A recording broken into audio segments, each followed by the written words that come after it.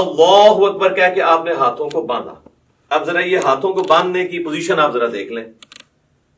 یہ میرا جو لیفٹ والا ہاتھ ہے یہ بعض لوگ یوں کر کے مٹھی بند کر لیتے ہیں, اس کو آپ نے یوں رکھنا ہے جو نارمل پوزیشن ہے.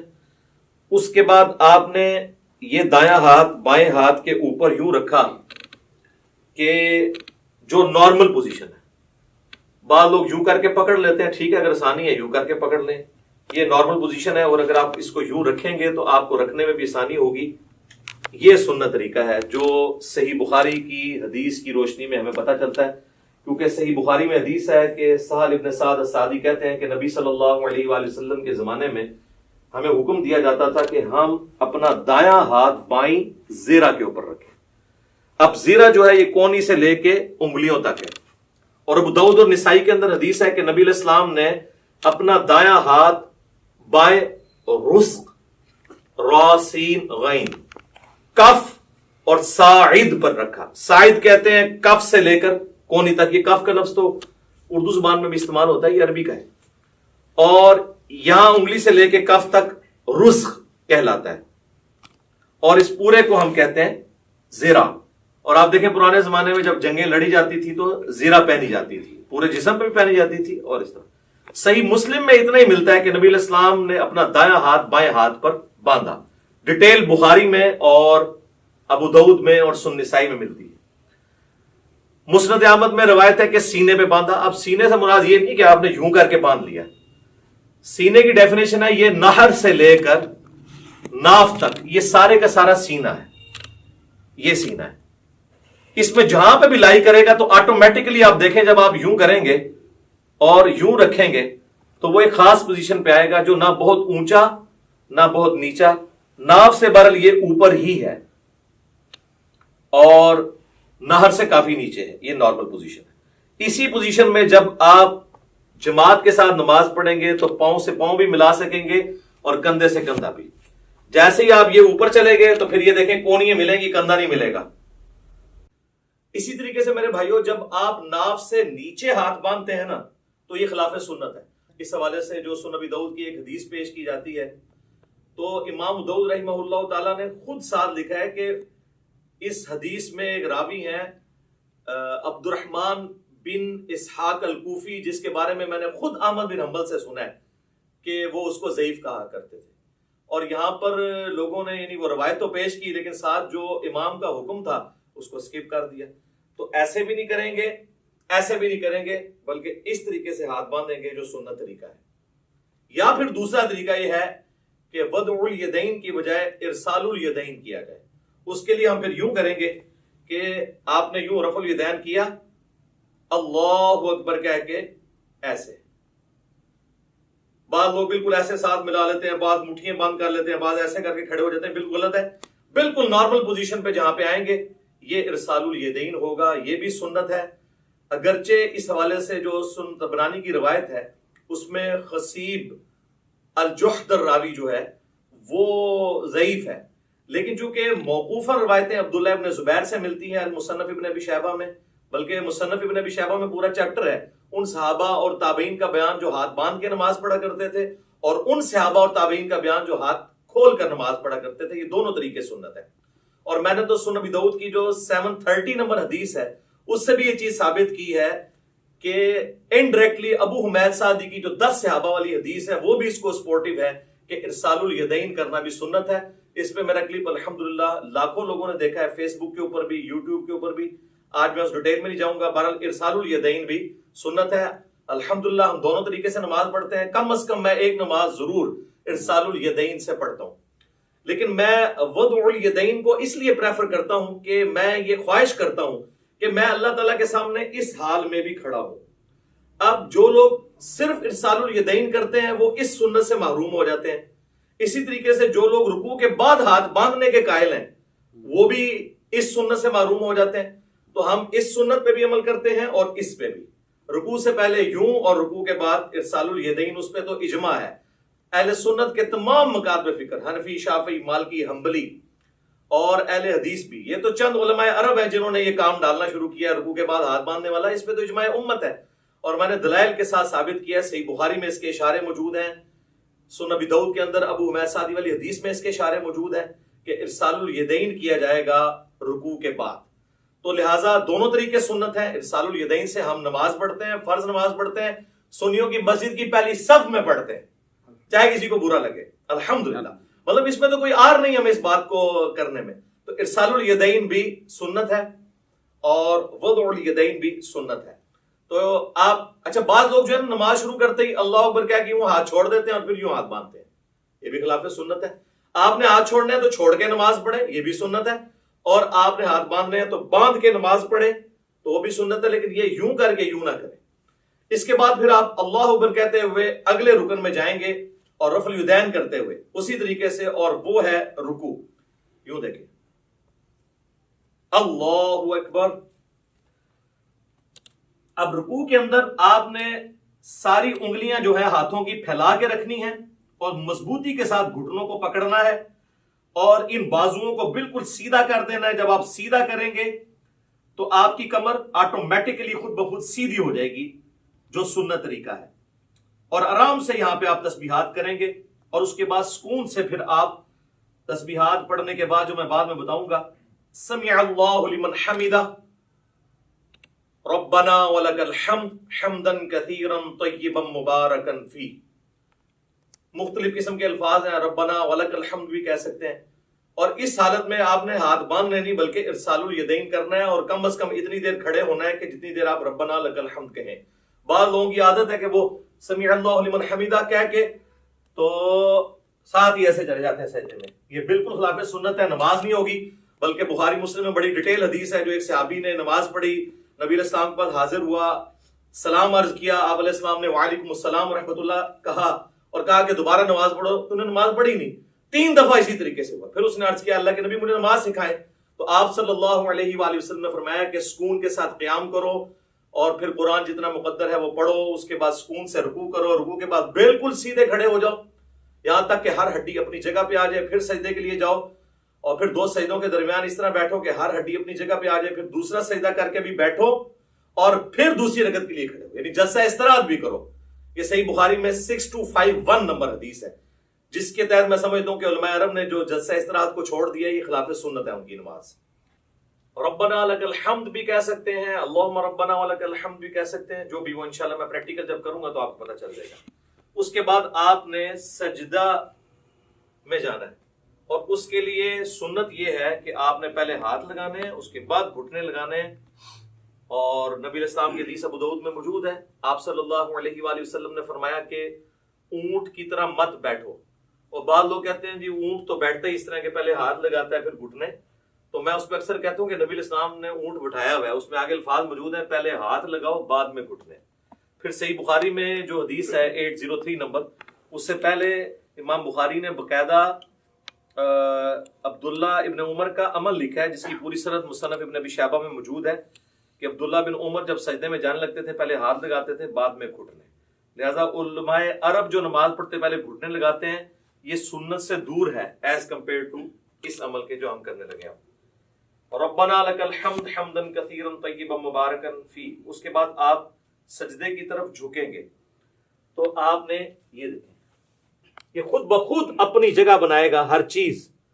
آپ دیکھ رہے ہیں میری انگلیاں ایسی جگہ پہ آئی ہیں کہ جب میں اس ایج کے اوپر سجدہ کروں گا تو میری انگلیاں کانوں کی سیدھ میں آئیں گی اور ہتھیلیاں کندھے کی سیدھ میں، جس طرح کے رفع الیدین کے وقت تھی.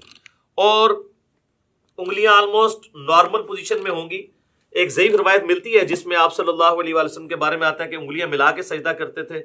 کچھ تابعین کے بارے میں صحیح سند سے بھی ملتا ہے کہ وہ پسند کرتے تھے کہ انگلیاں ملا کے کی جائیں، لیکن اس پہ کوئی مرفوع یا موقوف حدیث اس حوالے سے نہیں ملتی. آپ نارمل پوزیشن میں رکھیں، اتنی نہ کھول دیں کہ یہ قبلہ رخ سے ہٹ جائیں، یہ نارمل پوزیشن میں. اور اگر کسی نے یوں رکھنی ہے تو یوں بھی رکھ سکتا ہے، اس میں ذرا تردد ہوتا ہے. اس میں ہتھیلیاں بھی لگ جاتی ہیں اور آپ آلموسٹ یہ قبلہ رخ ہی ہوتی ہیں انگلیاں. کانوں کی سیدھ میں انگلیاں آ جائیں گی، یعنی کہ یہ 2 آنکھوں کے درمیان آپ آنکھوں کی سیدھ میں رکھیں گے، خود بخود کانوں کی سیدھ میں آئیں گی. اور ہتھیلیاں جو ہیں وہ شولڈر کی سیدھ میں. اور پھر آپ نے پہلے ناک لگانا ہے، اس کے بعد ماتھا لگانا ہے.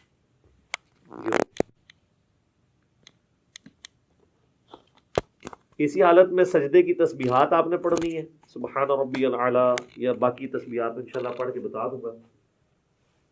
اور پاؤں کی انگلیاں قبلہ رخ ہونی چاہیے، دونوں ایڑیاں آپس میں جڑی ہوئی ہوں، اور ہاتھ جو ہیں وہ پہلوؤں سے الگ ہوں، رانے جو ہیں وہ پنڈلی کے جوڑ سے الگ ہوں نارمل پوزیشن کے اوپر. اور ادھر سے اگر یعنی اس میں گیپ بھی موجود ہونا چاہیے. سب سے افضل طریقہ تو یہی ہے کہ تھوڑا اور بڑا کر لیا جائے سجدہ یوں کر کے، لیکن وہ آج کل ہماری صفحے جو ڈیزائن ہے اس میں وہ بڑے والا سجدہ نہیں ہوتا جو بخاری مسلم میں آتا ہے کہ بکری کا بچہ بھی گزر سکتا تھا، وہ اعلیٰ ترین درجہ ہے. جس چیز سے منع کیا گیا نا وہ یہی ہے کہ آپ نے، بخاری مسلم میں آتا ہے کہ کونیاں زمین پہ کتے کی طرح نہیں یوں بچھانی. اور ظاہر ہے اس حکم میں مرد و عورت دونوں ہی شامل ہیں نماز کے طریقے کے اعتبار سے. تو اس کو اٹھا کے رکھنی ہے اور پہلوؤں سے الگ رکھنا ہے، پیٹ سے نہ ٹچ کریں، پیٹ جو ہے وہ یہ رانوں سے الگ رہے، اور ران اور پنڈلی کا جوڑ جو ہے یہ الگ الگ رہے. اس حالت میں آپ نے سجدہ کرنا ہے. تو یہ اس کے بعد اللہ اکبر کیا ہے کہ آپ نے جب بیٹھنا ہے تو آپ کی پوزیشن کیا ہونی چاہیے کہ آپ یہ انگلیاں قبلہ رخ ہوں. یہاں پہ بھی نارمل یوں کرنے کی ضرورت نہیں ہے، نارمل رکھیں جہاں آپ کو آسانی رہتی ہے. اس طریقے سے بھی سنت ہے. صحیح مسلم کے اندر یہ طریقہ بھی آیا ہے اور صحیح مسلم کے اندر یہ طریقہ بھی آیا ہے. یہ دونوں طریقے سنت ہے. یہاں پہ مشہور ہے کہ جی وہ اگر کسی کی انگلیاں یوں نیچے ہو جائیں تو اس کی انگلیاں کاٹ دی جائیں، جبکہ صحیح مسلم میں کہ نبی الاسلام جب آخری رکعت میں تورک بیٹھتے تھے جو میں اینڈ پہ بتاؤں گا، تو اپنے بائیں ہاتھ سے اپنے گھٹنے کو لقمے کی طرح پکڑ لیتے تھے. تو یوں بھی رکھنا سنت ہے. اور جب یوں رکھیں گے تو ابو داؤد میں حدیث ملتی ہے سنن نسائی کے اندر کہ نبی الاسلام کی جو یہ زرہ ہے وہ ران کے ساتھ لگ جایا کرتی تھی. آپ یہ دیکھیں لگی ہوئی ہیں دونوں زرہیں ران کے ساتھ لگی ہوئی ہیں. اور جب یوں رکھیں گے تو پھر یہ ران سے اٹھ جائیں گی. یہ طریقہ بھی سنت ہے، اس میں کوئی فرق نہیں ہے، دونوں طریقے سنت ہیں. یہ دو سجدوں کے درمیان آپ بیٹھیں گے اور اس میں آپ نے جو تسبیحات پڑھنی ہے رب اغفر لی رب اغفر لی، اس کے علاوہ اور تسبیحات بھی ہیں. بعض لوگ یہاں پہ بھی انگلی اٹھا لیتے ہیں، وہ حدیث بھی کمزور ہے سفیان ثوری کی تدریس کی وجہ سے. انگلی نہیں اٹھانی، نارمل رکھنا ہے آپ نے. اس کے بعد پھر اللہ اکبر کہہ کے آپ نے دوسرے سجدے میں جانا ہے اور پھر اسی طریقے سے تسبیحات کرنی ہے. ناک بھی لگنا چاہیے، ماتھا بھی لگنا چاہیے، اور زمین کی سختی ہلکی سی معلوم ہونی چاہیے. بالکل نہیں ہوا میں سجدہ ہو رہا ہو. بہتر ہے مٹی والی جگہ پہ ہو تو زیادہ افضل ہے اور نبی الاسلام کو پسندیدہ بھی ہے. باقی چٹائی وغیرہ بھی جائز ہے، میں نے اس کے حوالے سے بھی کافی ویڈیوز ریکارڈڈ موجود ہیں. دوسرا سجدہ کر کے بھی آپ اللہ اکبر کر کے بیٹھیں گے. صحیح بخاری میں 6251 نمبر حدیث ہے. نبی الاسلام حکم دیتے تھے کہ نماز میں سکون کرو اس حال میں کہ تم نے بیٹھنا ہے اور اس کے بعد پھر دوسری رکعت کے لیے کھڑے ہونا ہے. اچھا اس دوران یہ آپ دیکھیں جب دو سجدوں کے درمیان بیٹھنا ہے نا تو بایاں پاؤں لٹانا ہے اور دائیں پاؤں کو کھڑا رکھنا ہے. یہ جہاں پہ آپ کو نارمل لگے. بعض لوگوں کے پاؤں شروع سے عادت نہیں ہوتی ہے تو وہ پاؤں بےچارے جو ہیں وہ کھڑا نہیں کر سکتے، تو ان کو کبھی بعض کا ایسے کرنا پڑتا ہے. کر سکتے ہیں، جائز ہے، ایسے کر سکتے ہیں جیسے اس کو آسانی لگے یوں. لیکن سنت یہی ہے کہ دایاں پاؤں آپ کھڑے کریں گے اور بائیں کو لٹا کے اس پہ بیٹھیں گے دو سجدوں کے درمیان. پھر دوسرا سجدہ کر کے بھی ایسے ہی بیٹھیں گے اور پھر اللہ اکبر کہہ کے ہاتھوں کا سہارا لیتے ہوئے. صحیح بخاری میں حدیث ہے نبی الاسلام اعتماد کرتے ہوئے اٹھتے تھے. تو اعتماد کرتے ہوئے بعض لوگوں نے یہاں پہ وہ مٹھی بنانے والی وہ ایک کمزور روایت تھی اس کا سہارا لیا، وہ کمزور روایت ہے. نارمل بخاری میں اعتماد، تو اعتماد ویسے ہی ہوگا جیسے عام حالت میں بندہ اٹھے گا. یہ اعتماد کا طریقہ ہے نارمل. یوں کرنے سے یہاں پہ نشان بن جاتے ہیں اور میں نے دیکھا لوگوں کی یہ ساری جگہ کالی ہوئی ہوتی ہیں. تو یہ تو اب ادھر تو آپ قالین پہ کر لیں گے، تو صحابہ کرام تو مٹی کے اوپر نماز پڑھتے تھے، تو کیا حالت ہو جاتی ہوگی اگر یہ والا کام ہو. تو وہ ایسے میں نے دیکھا یوں کر کے کھڑے ہو رہے ہوتے ہیں اور وہ کہتے ہیں مٹھیوں والی حدیث، وہ تو روایت ہی کمزور ہے. بخاری میں واضح ہے کہ نبی الاسلام اعتماد کر کے تو دوسری رکعت کے لیے کھڑے ہوتے تھے. اور اب جب ہم نے دوسرے سجدے سے سر اٹھانا ہے اللہ اکبر کہنا ہے، لیکن یہاں بیٹھنا ہے تو کچھ نہیں پڑھنا، بس اتنی دیر بیٹھنا ہے کہ سارے اعضاء اپنی جگہ پہ آ جائے. اس کے بعد بغیر اللہ اکبر کیے ہوئے یوں کھڑے ہونا ہے. اور پھر ارسال الیدین کر رہے ہیں تو ایسے کھڑے ہو کے اگلی رکعت شروع کرنی ہے، اور وضع الیدین کر رہے ہیں تو اپنے ہاتھ باندھ کے. دونوں طریقے درست ہیں. اور پھر دوسری رکعت کو آپ نے اسی طریقے سے مکمل کرنا ہے. جب دوسری رکعت میں آپ تشہد میں پہنچیں گے، آپ دیکھ رہے ہیں دوسری رکعت جو ہے رفع الیدین کے بغیر شروع ہوئی ہے. جب ہم کھڑے ہوئے ہیں تو ہم نے رفع الیدین کر کے ہاتھ نہیں باندھے، بلکہ ڈائریکٹ ہاتھ باندھے. اور رکھتے جتنی ہیں وہ رفع الیدین سے شروع ہوتی ہیں، یعنی طاق رکھتے ہیں پہلی اور تیسری. دوسری اور چوتھی بغیر رفع الیدین کے شروع ہوتی ہے. لیکن جو دوسرے والے رفع الیدین ہیں، رکوع میں جاتے وقت اور رکوع سے اٹھتے وقت، یہ ہر رکعت میں ہوتا ہے. ایک اور رفع الیدین بھی ہے جو انس بن مالک سے جز رفع الیدین میں امام بخاری نے نقل کیا ہے، 2 سجدوں کے درمیان، تابعین سے بھی ثابت ہے، وہ بالکل ہم جائز سمجھتے ہیں. اب اگر کسی نے وہ کرنا ہے، ہمارے اہل تشیع بھائی کرتے ہیں، تو پہلے سجدے سے آپ اٹھیں، اللہ اکبر کہہ کے یہاں پہ بیٹھے، رب اغفر لی رب اغفر لی اللہم اغفر لی وارحمنی واہدنی وعافنی وارزقنی. اس کے بعد آپ نے یوں کرنا ہے اللہ اکبر، اور پھر دوسرے سجدے میں جانا. تو یہ طریقہ بھی درست ہے کیونکہ صحابہ کرام سے ثابت ہے. لیکن اکثر احادیث سجدوں کے بغیر رفع الیدین والی ہیں. یہ اکثر لوگ کہہ رہے ہوتے ہیں سجدوں میں بھی ہے، تو ہم تو سجدوں میں بھی قائل ہیں، میں تو سجدوں میں بھی کر لیتا ہوں، ارسال الیدین سے بھی نماز پڑھ لیتا ہوں، وضع الیدین سے بھی پڑھ لیتا ہوں. تو اس میں کوئی فرق نہیں ہے، جو سنت طریقے ثابت ہے.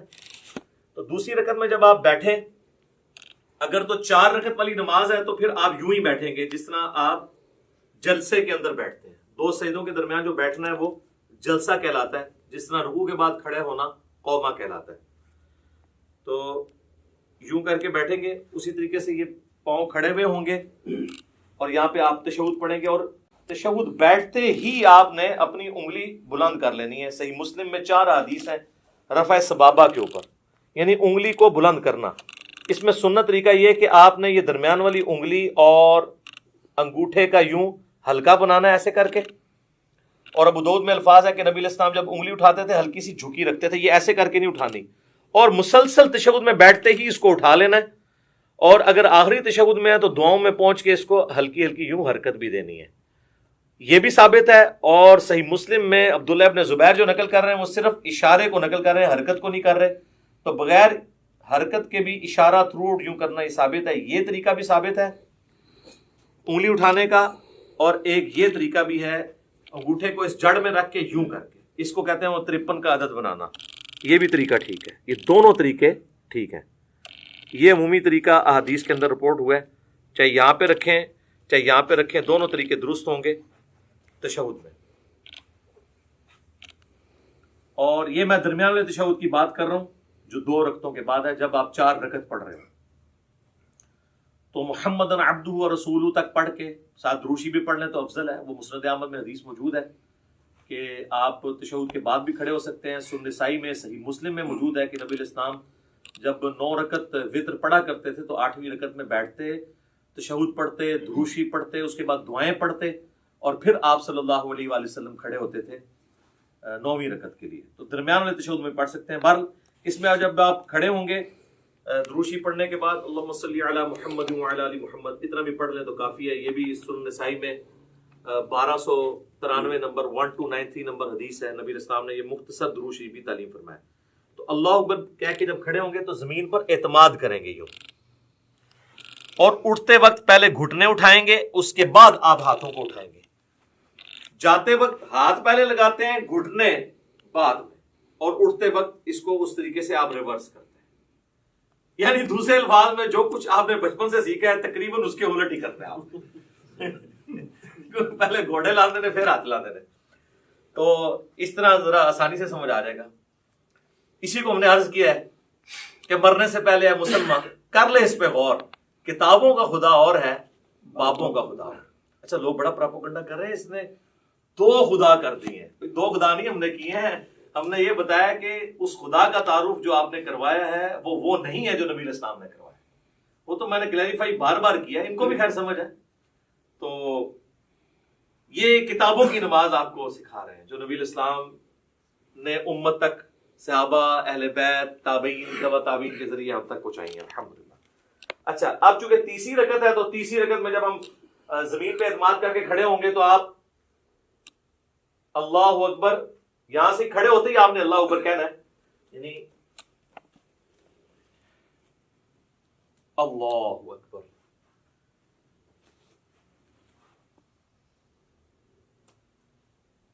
پھر وضع الیدین کر لینا ہے، یا اگر آپ نے ارسال الیدین کرنا ہے تو آپ یوں کر لیں. اور پھر تیسری رکعت میں جو پڑھنا ہے وہ انشاءاللہ میں پریکٹیکلی پڑھ کے بھی بتا دوں گا، سب کو پتہ ہی ہے، ہم تو پوسچرز اس وقت ڈسکس کر رہے ہیں کیسے کیسے بنانے ہیں. تیسری رکعت بھی اسی طریقے سے ہوگی، اور تیسری رکعت میں بھی دوسرا سجدہ کرنے کے بعد جلسے میں بیٹھ کے، جسے جلسہ استراحت کہتے ہیں، پھر آپ نے کھڑے ہونا ہے تیسری رکعت کے لیے اور چوتھی رکعت کے لیے، اور وہ رفع الیدین کے بغیر ہوگی. ڈائریکٹ ہی ہاتھ باندھیں گے یا ارسال الیدین کریں گے نارمل پوزیشن میں. پھر اسی طریقے سے اللہ اکبر کہہ کے آپ رکوع میں جائیں گے، پھر رکوع سے اٹھیں گے اور ربنا لک الحمد کہیں گے. تو چوتھی رکعت میں جب آپ دوسرا سجدہ کر کے بیٹھیں گے تو صحیح بخاری میں موجود ہے، نبی صلی اللہ علیہ وآلہ وسلم تورک کیا کرتے تھے، اور اس میں الفاظ ہیں کہ چوتھی رکعت میں بیٹھتے تھے. اور ابو داؤد میں یہ الفاظ ہیں ابو حمید سعدی والی حدیث کے اندر کہ جس رکعت میں آپ نے سلام پھیرنا ہوتا تھا نا اس میں آپ تورک کرتے تھے. تو اس سے ہمیں یہ بات پتہ چلی کہ چاہے 4 رکعت والی نماز ہے، 3 والی ہے، 2 والی ہے، جس تشہد میں دروشی پڑھنے کے بعد آپ نے سلام پھیرنا ہے اس میں آپ نے تورک کرنا ہے. اور اس میں حکمت بھی ہے کہ اس میں انسان تھکتا نہیں ہے. تورک جو ہے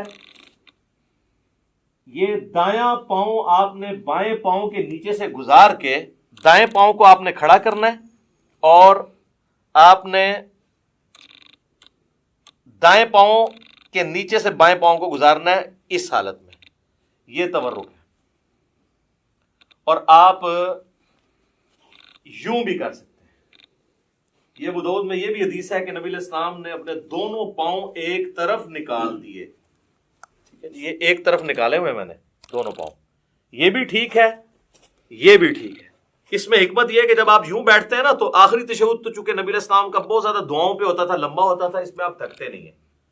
اس طرح بیٹھیں گے تو تھوڑی دیر کے بعد آپ کو تھکاوٹ محسوس ہونا شروع ہو جاتی ہے، الا یہ کہ بہت پتلا بندہ اس کو تو فیل نہیں ہوتا. تو یہ درمیان والا تشہد ہے اور یہ آخری تشہد ہے، چاہے وہ فجر کا ہو، مغرب کا ہو، عشاء کا ہو، آخری تشہد اس طریقے سے ہونا ہے. اور اس میں بھی آپ نے اس طرح انگلی اٹھا کے رکھنی ہے. تشہد میں مسلسل انگلی اٹھانی ہے. یہ جو کہتے ہیں اشہد ان لا الہ پہ اٹھاؤ، الا اللہ پہ گرا دو، یہ کوئی ثابت نہیں ہے. یہاں پہ رکھیں یہ بھی سنت ہے. اور یہ صحیح مسلم میں الفاظ ہیں کہ نبی علیہ السلام جب تشہد میں بیٹھتے تو اپنا دایاں ہاتھ جو ہے وہ دانے گھٹنے کے اوپر بائیں گھٹنے پہ رکھ کے اس کو لقمے کی طرح پکڑ لیتے، جو آپ کے بابوں نے آپ کو سکھایا کہ جس کی انگلیاں نیچے ہوں انگلیاں کاٹ دی جائیں. اور یہ وہ سنت ہے جو صحیح مسلم کے اندر ہے. ہر شے پٹھی دسی تو پھر کہتے ہیں ساڈے بابیاں نو کچھ کہندا ہے، اور کینوں کہواں میں نیوٹن نو کہواں، جنہوں نے کام پایا انہوں نے کہنا ہے نا. یہ بھی سنت ہے، یہ صحیح مسلم میں یہ بھی سنت آئی ہے، اور یہ مسلسل اٹھا کے رکھنی ہے. اور ابو داؤد میں، نسائی میں آتا ہے کہ جب آپ دعاؤں میں پہنچتے تھے نا تشہد کے اینڈ پہ درود شریف کے بعد تو ہلکا ہلکا اسے یوں حرکت بھی دیتے تھے. اور اس کے بعد جب آپ پورا تشہد دعائیں مانگ لیں گے پھر آپ نے دائیں اور بائیں سلام پھیرنا ہے. اس میں جو امام مسجد حضرات ہیں وہ تو سلام یہیں پھیر ہوتے ہیں، السلام علیکم ورحمۃ اللہ، اور دوسرا سلام ادھر کرتے ہیں السلام علیکم ورحمۃ اللہ. یہ بالکل خلاف سنت ہے. آپ نے دائیں طرف والے نمازیوں کو بھی، اور فرشتے ہوں تو ان کی طرف بھی سلام بھیجنا ہے. تو اس کے لیے طریقہ یہ ہے کہ آپ نے پوری گردن موڑنی ہے یوں کر کے، السلام علیکم ورحمۃ اللہ، السلام علیکم ورحمۃ اللہ. اچھا عربیوں کو ایک بڑا مسئلہ ہے. اچھا السلام علیکم ورحمۃ اللہ وبرکاتہ بھی ثابت ہے ابو داؤد کے اندر، دونوں طریقے درست ہیں. عربی جو ہے نا ہمارے اجمی لوگوں کو نا، وہ چونکہ امام کے پیچھے ہم لوگ تو عادت ہے نا کہ امام جب پہلا سلام پھیرتا ہے نا تو جب وہ رحمت اللہ پہ پہنچتا ہے تو ہم پہلا پھیرتے ہیں، پھر وہ دوسرے کے رحمت اللہ پہ پہنچتا ہے تو ہم دوسرا پھیرتے ہیں. عربی کیا کرتے ہیں کہ وہ انتظار کرتے ہیں کہ امام دونوں طرف پھیرے، السلام علیکم ورحمۃ اللہ، السلام علیکم ورحمۃ اللہ، اور اس کے بعد وہ پھیرتے ہیں. آپ نے دیکھا وہ عرب کے ٹی وی پہ بھی جب آپ کو آواز آ رہی ہوتی ہے اس کی مکبر کی پیچھے سے، تو اور وہ یہ سمجھ رہے ہوتے ہیں کہ ہم صحیح طریقے پہ چل رہے ہیں. دونوں طریقے درست ہیں، کیونکہ آپ ہے تو پیچھے ہی ہے نا. جب پہلا سلام پھیرا اس کے بعد ہی آپ نے بھی پہلا پھیرا نا، تو یہ نہیں ہے کہ پورا پھیرے، اگر اس طریقے سے بھی کوئی کرنا چاہتا ہے وہ بھی ٹھیک ہے۔ یہ خام خواہ لوگوں پہ فتوے لگانا کہ وہ امام سے آپ آگے نکلے، امام سے کب آگے نکلے؟ امام نے السلام علیکم ورحمۃ اللہ کہا، اس کے بعد ہی ہم نے کہا، اور امام نے جب دوسرا پھیرا اس کے بعد ہی ہم نے کہا۔ وہ تو حدیث ہے بخاری مسلم میں کہ جو امام سے پہلے رکوع سے سر اٹھائے تو اسے ڈر جانا چاہیے کہ اللہ تعالیٰ اس کا سر جو ہے وہ گدھے کا نہ بنا دے۔ پوسچرز میں آپ نے امام سے پہلے کوئی کام نہیں کرنا۔ باقی جو بیچ میں پڑھنا ہے وہ آگے پیچھے ہو سکتا ہے، وہ تو نہ آپ سن رہے ہوتے ہیں اس کی، نہ وہ آپ کی سن رہا ہوتا ہے۔ کئی بار ہم تشہد ختم کر کے بیٹھ جاتے ہیں، امام کا تشہد ختم ہی نہیں ہوتا، اس میں آگے پیچھے ہو سکتا ہے، پوسچرز نہیں آپ آگے پیچھے کر سکتے۔